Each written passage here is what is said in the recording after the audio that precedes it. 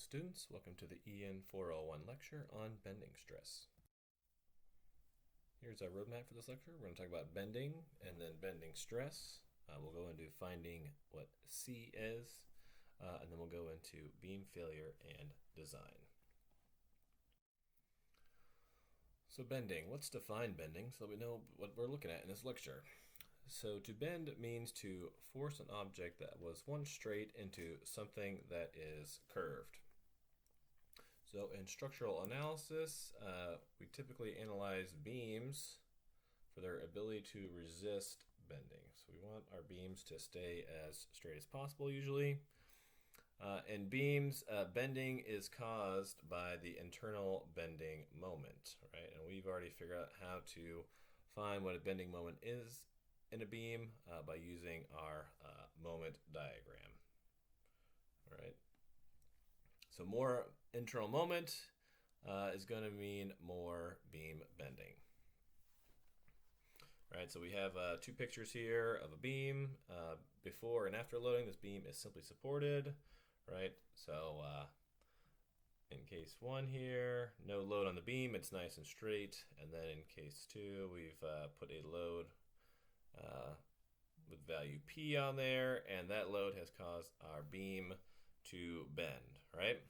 And we know that there's no reaction moments at our pin or our roller, but there is an internal bending moment due to this load P, and that has caused bending. All right, so let's take a closer look at that first scenario of our simply supported beam prior to that load P being applied.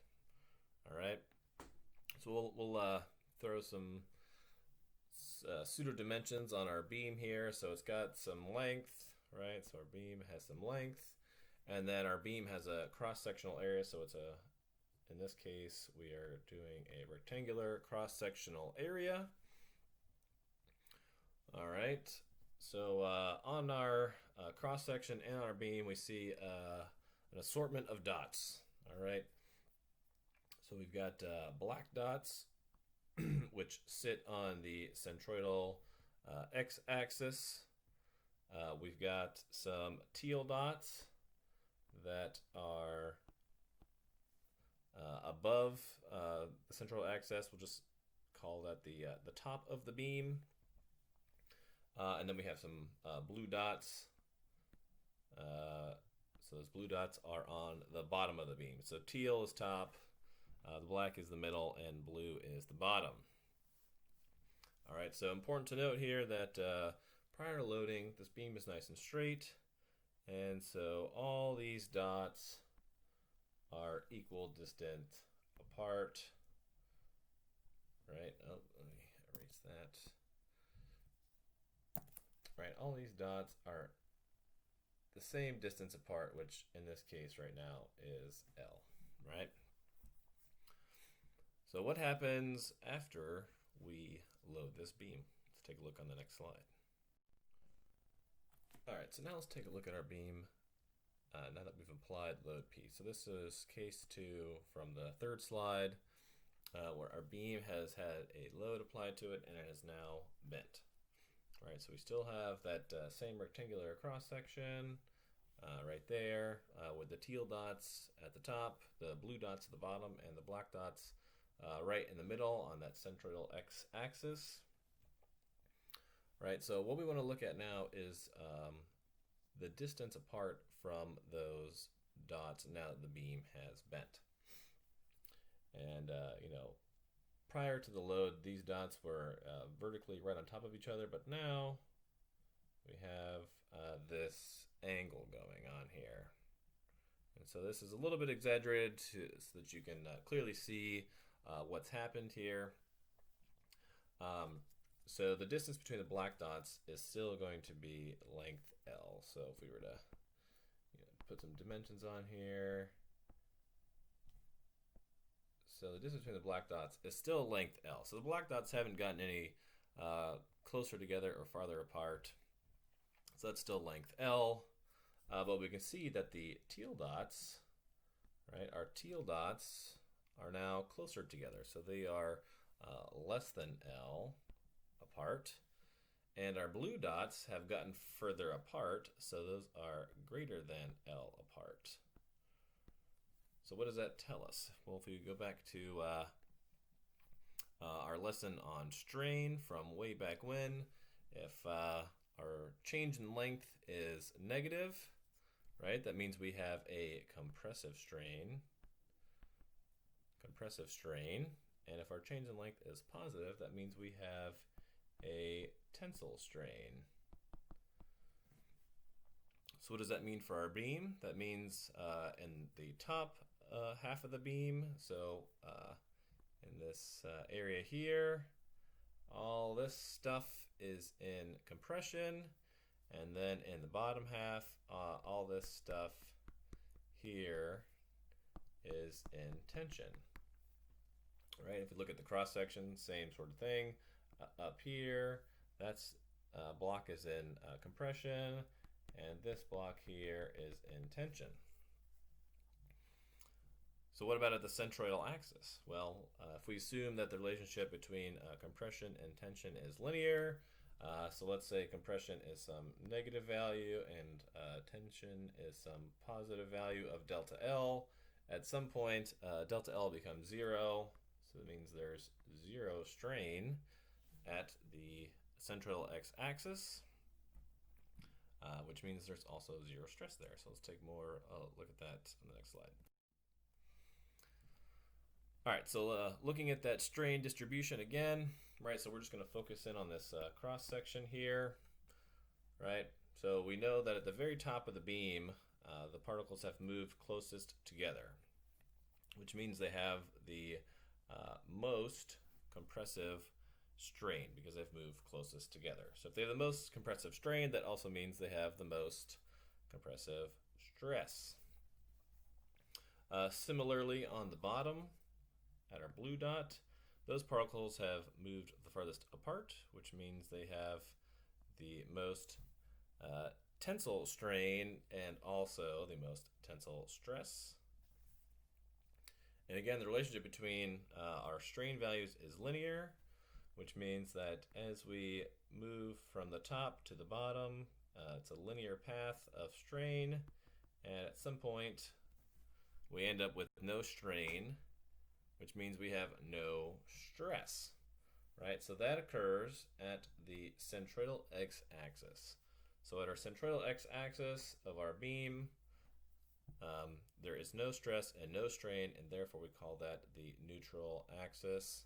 Sometimes you'll just seen that abbreviated as NA. That's not applicable. That means neutral axis,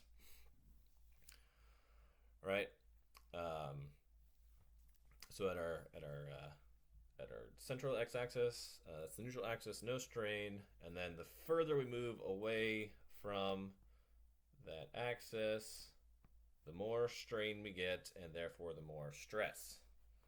And that also means that at the point furthest away from the neutral x-axis, we'll experience the maximum amount of stress.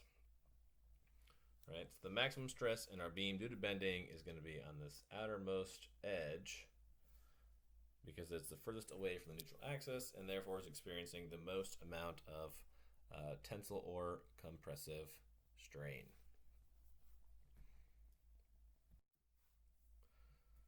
All right, so let's kind of put all this together, right? So we know that the internal bending moment is what causes a beam to bend. And remember, we get that bending moment from our moment diagram. So we want to find the point along the beam that's going to have that max bending moment, right? So you're going to look at your moment diagram, and we want to kind of know what is that max internal bending moment from our moment diagram. We also know that beams are better at resisting bending if they have higher moments of inertia or more geometric stiffness, right? And the geometric stiffness that we're worried about for beam bending is Ix. So the more moment of inertia about the x-axis, the more that this beam will resist bending. And then we also know that the further away from that neutral x-axis that a particle is, the more strain it's going to experience, and therefore the more stress. So we've got to get a formula together that's going to relate all these things: our bending moment, our geometric stiffness, and the distance away from the neutral axis, so that we can calculate stress. All right, so putting that all together, we have our bending stress equation, which is right here. So bending stress is equal to the internal bending moment times the distance away from the neutral axis, right? So this y value is that y value there, divided by I, and this should be Ix. Right, because we're bending about that neutral x-axis, right? This we're bending about this axis, right? So we care about the moment of inertia about the x-axis when our beam is loaded from the top. All right, so this equation here will tell us what the bending stress is at any point along the beam, any point along its length. Right, so any point along its length, right, or any point above or below the neutral axis. So there's one specific place where we really want to figure out the bending stress, and that is going to be where the worst case scenario is. Right, we want to know what's our maximum bending moment. Right, and we want to know what's our maximum vertical distance away from the neutral axis. That way we calculate what the maximum bending stress is that's experienced by the beam. And the reason we want the max is at the location of that maximum bending stress, that's where we will see failure. Right, so we want to design our beam to not fail at that particular point. So if it doesn't fail there, then it won't fail along the rest of the beam. All right, so finding that maximum moment, you just have to use your moment diagram. So you'll just find the point of maximum moment, and remember, maximum moment is the absolute value, so positive or negative. So the lowest moment is 0, but the maximum or the absolute value, positive or negative, it doesn't matter. Negative is not less than positive, so you pick your biggest number from there. Your y value is going to be the maximum distance from the neutral axis to the top or the bottom of the beam, and we call that value, actually we call that C. So our maximum y value we call C. So we'll look at calculating that on the next slide. And then Ix is just the moment of inertia of the beam about its x-axis, which you should already know how to calculate those. And big thing here is check units, right? Your bending stress is a stress, so you should end up with units such as pounds per square inch or pounds per square foot, right? So your moment might be in foot-pounds, and then y might be in inches, and then Ix is probably in inches to the fourth. So make sure you do the appropriate conversions here so that you get a bending stress with appropriate units. All right, so finding that worst case scenario or maximum bending stress, we need that maximum moment. We need our C value, which is the maximum distance from the x-axis. And then we also need our moment of inertia. So let's figure out this C thing, this finding C. All right, so how do we find C? So step one, let's find the y-centroid of the beam cross-section, right? Because the y-centroid tells us where our neutral x-axis is, right? That y location tells us where our neutral x-axis is. Step two, then we're going to sketch that neutral x-axis on our beam's cross-section. Remember, this has to do with a cross-section. A lot of times I see C getting mixed up for some value along the length. Right, we don't want the length, we're dealing with the cross-section here, so C is going to be some value related to the height of the beam based on its cross-section, height of the cross-section. All right, so we'll sketch our our y centroid and our neutral x axis, right? And then what we're gonna do is we're gonna find the vertical distance from the neutral axis to the furthest uppermost or bottommost part of the beam cross section. All right, so if we have like this case 1 here is a rectangle where it's symmetrical about the neutral x-axis, then our C value, our maximum height away from this y centroid is the same whether you go towards the top or towards the bottom, right? That distance would be C on both of those. However, let's say we have this T-shaped beam here, right? So the distance from the neutral x-axis to the top of the beam is not equal to the distance from the neutral x-axis to the bottom of the beam, right? We can clearly see in this case that the larger distance is from the neutral axis to the bottom, so our C value would be that one. If we used that value, we would end up calculating a smaller value for bending stress, and we may under-design our beam to not be structurally sound. So we're just going to find that maximum value of y, which is called C. All right, so now that we know how to calculate our maximum bending stress, we can kind of relate that to our beam failure and design. Right, so we know that a bending failure will occur in a beam if the bending stress at any point along the beam length and height, so this is important, along the length and height of the beam exceeds the strength of the beam's material.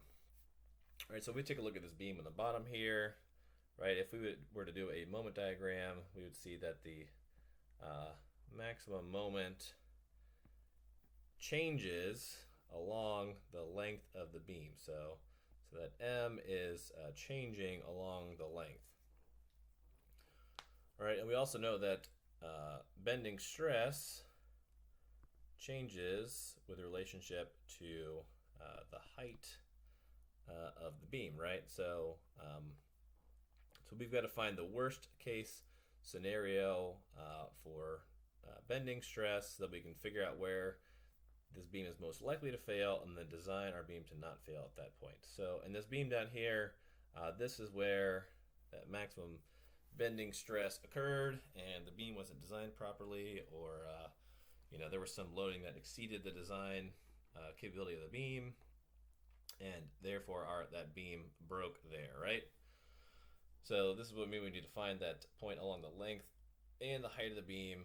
That's the worst case scenario, so we can make sure that our bending stress at that point is going to be less than the strength of our material. And typically we use yield strength when we're doing steel. All right, so this bullet here, we're typically looking at the yield strength.